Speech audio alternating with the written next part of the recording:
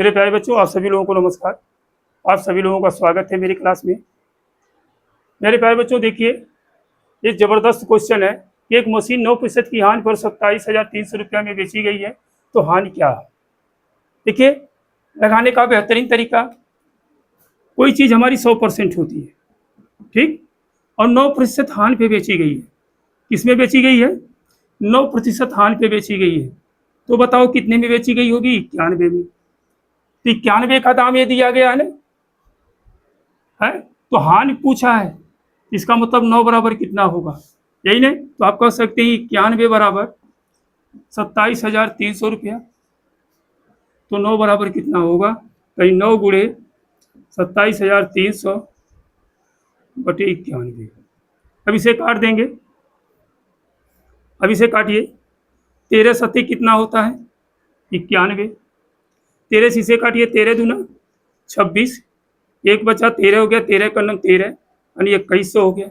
7 से काटिए, 7 एक नम 7, 7 त्रिक 2100, 300 हो गया ये। तो 9 से गुणा कर देंगे, 9 त्रिक 2700, 9 त्रिक 2700।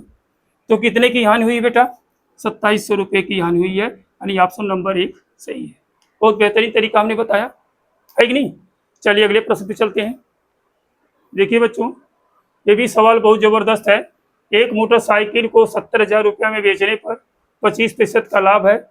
यदि उसे 30% का लाभ प्राप्त करना है तो मोटरसाइकिल को किस मूल्य पर बेचना चाहिए। बस वही चीज़, आपको 100 जानते ही हैं, ये 100% ये वस्तु की कीमत होती है। आई बात समझ में? तो इसे 25% के लाभ पर बेचा है। यदि मोटरसाइकिल को 70,000 रुपया में बेचने पर 25% का लाभ होता है, यानी इसे 25% के लाभ पे बेच रहा है, अर्थात 125 में बेचा जा रहा है। जब 125 में बेचा जा रहा है तो कितने में बेचा जा रहा है? 70,000 में। आई बात समझ में? कह रहा है कि इसे 30% का लाभ लेना है, 30% का लाभ लेना है। तो 30% का लाभ लेना है, इसका मतलब 130 में बेचना होगा। तो 130 का मूल्य कितना होगा?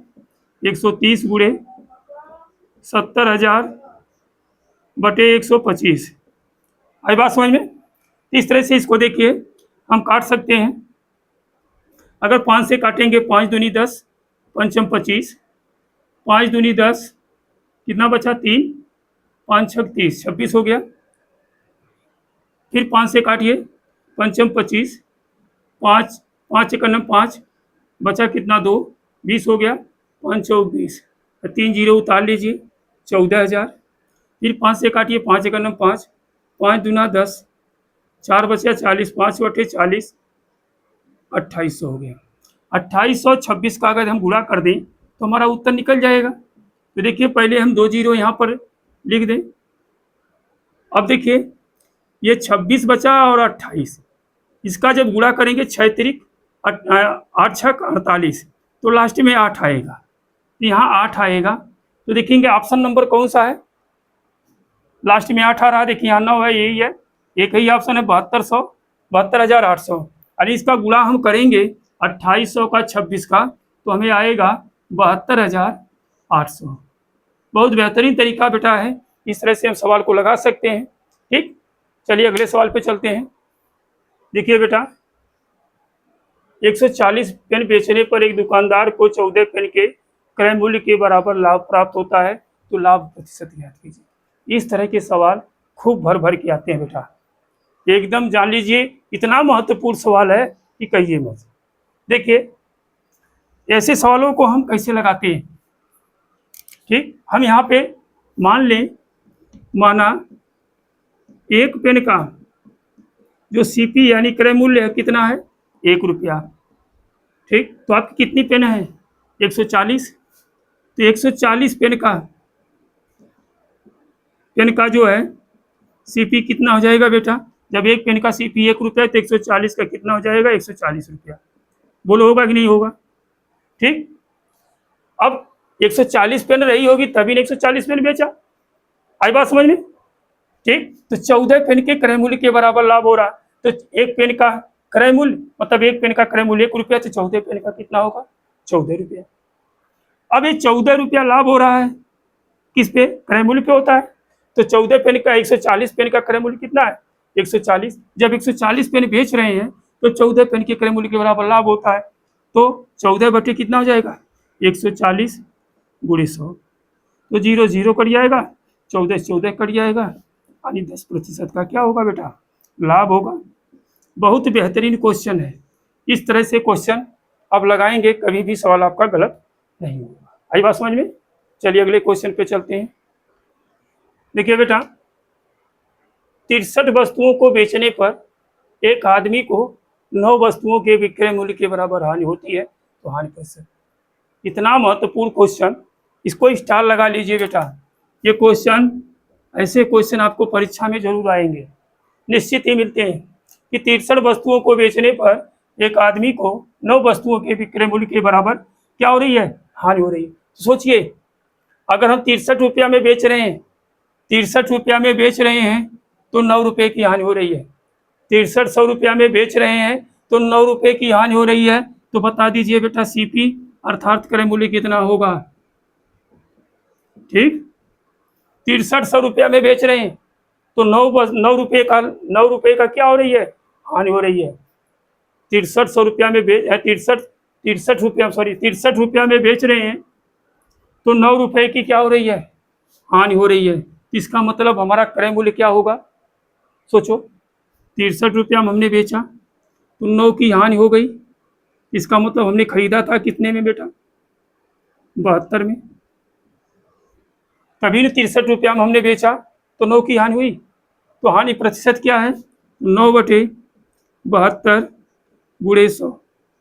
ठीक, तो 9 का 9 9/72, 4 दूनी 8, 4 25 100, यानी हो जाएगा 25/2% की हानि, या इसी को कह सकते हैं 12.5% की हानि, या यही आ जाएगा 2 से काटेंगे 12 सही 1/2% की हानि। यानी ऑप्शन जो दिया रहे सब सही है। देखिए ये ठीक, लगाने का तरीका बेहतरीन होना चाहिए, समझ में आना चाहिए कि सवाल हमने क्या लगाया।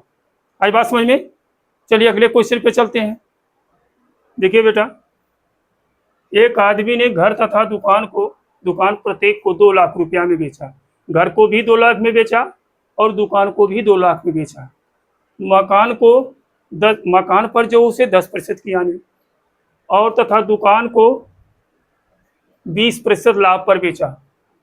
20% लाभ पर बेचा, यानी दुकान पे उसे जब मकान को 2 लाख में बेच रहा है तो 10% की हानि हो रही है। ठीक, अब दुकान को जो है अगर 2 लाख में बेच रहा है तो 10% की हानि हुई। तो आदमी को इस पूरे सौदे में कुल कितने प्रतिशत की हानि हुई। देखिए बेटा, एक चीज याद रखिएगा, जब दो वस्तुओं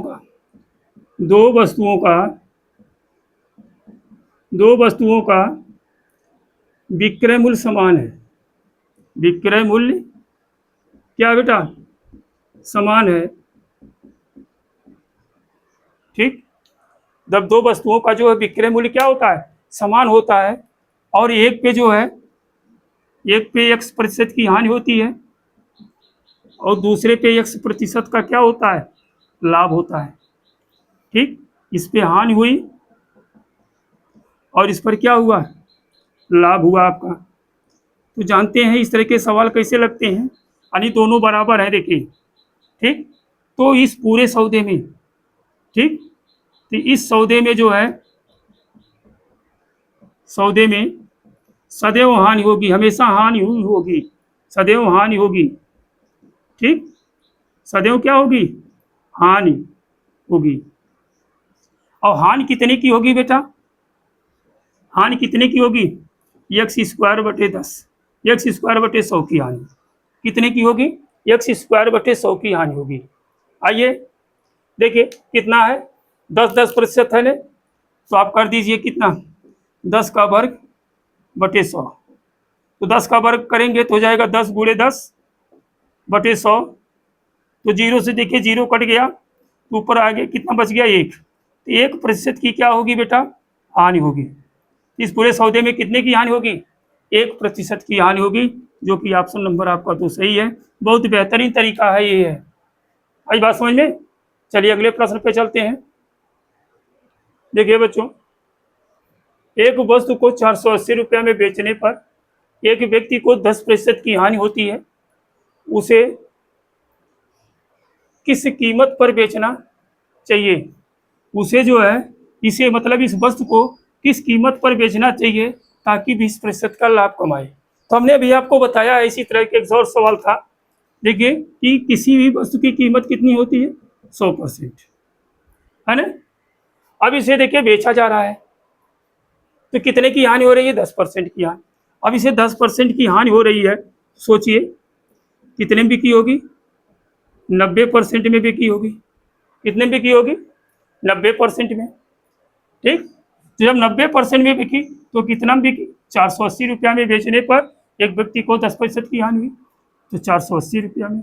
कह रहा है कि इसे वस्तु को कितने में बेचें ताकि उसे 20% का लाभ हो, यानी 20% का लाभ हो, इसका मतलब है कितने में बेचना चाहिए, 120% में। तो अब देखिए सवाल आपका क्लियर हो गया, क्लियर हो गया कि नहीं हो गया। तो आपको पहले तरीका पता होना चाहिए, फिर उसके बाद सवाल लगाइए। देखिए आप कहेंगे कि 90 बराबर कितना है, 480, तो 120 बराबर कितना है, 120 गुणे 480 बटे 90 हो जाएगा।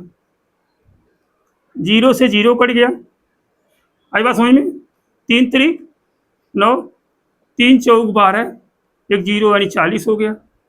3 से काटेंगे, 3 एक नम 3, 16 3 48 होता है, 16 हो जाएगा। अब 16 से इसमें गुणा कर देंगे, उत्तर हो जाएगा 16 चौक 64, यानी 640 रुपये। कितना बेचना चाहिए, 640 रुपया में, यानी ऑप्शन नंबर कौन सा सही है, तीसरा।